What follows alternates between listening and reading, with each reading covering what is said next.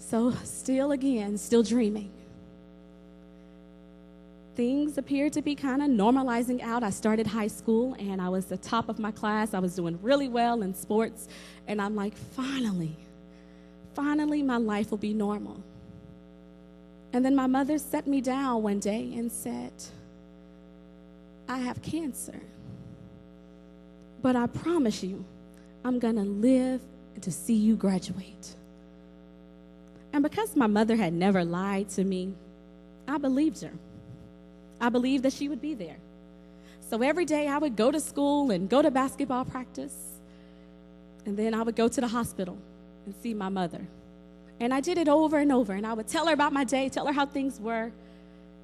And then one day I went, and I'll never forget this day.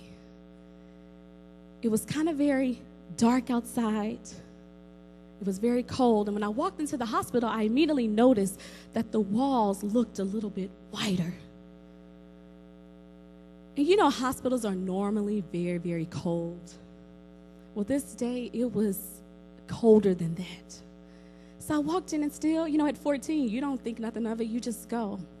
And I remember sitting down and talking to my mother and telling her how my day was, telling her how things were going, and telling her about all these boys that I liked, because at this time, she couldn't talk back. So there was nothing she could do about it. So I told her everything that I was doing. And then as I reached to tell her goodbye, I'll see you later, I noticed that she was cold, ice cold.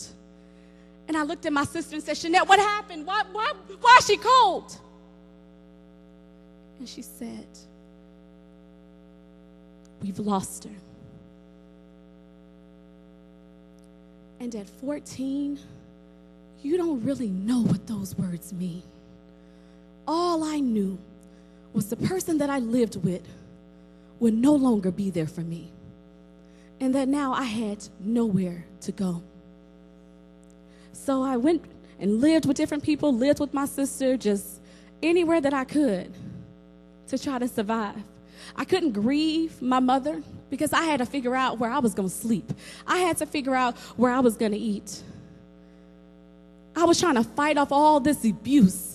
I couldn't worry about grieving. Nobody got time for that. You just move on. And everybody told me, girl, you strong. Just pull it together.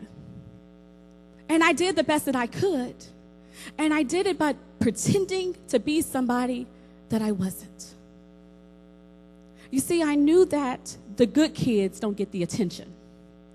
And if I didn't share or talk about or look like what I was going through, then nobody would never know that I was hurting. So I internalized all of these things. I hated myself. I hated life. I hated everything about me. I would cry for hours and hours and hours at a time. I would hang with people that I knew that I was not supposed to be with. I would date guys and do all this crazy stuff because I wanted to be loved. And I wanted to be liked. You see, everybody that said they loved me had left me. But as the little girl dreaming, I was still dreaming that finally this would happen. And I did this, and I lived this way for so long. And it was like I was losing my mind. Like I was literally going crazy. But I couldn't tell nobody. You see, my daddy was a preacher. So you can't talk about your business. People said, pray about it. Well, it was like the harder I prayed, the harder the depression came. And then they said, girl, you strong. You just got to move on. You got to snap out of it. But I couldn't for some reason. And then there's this whole stigma, which I know you guys don't have that stigma, about African Americans. They don't get depressed. They don't see a therapist, and you better not take no medicine. So that's what I did. You see, my church family was all that I had. And what they told me was like, you better have some faith. And I believed, but the depression never lifted. I prayed, but the depression never went away. So I began to internalize and say, this must be me. Not even God wants me.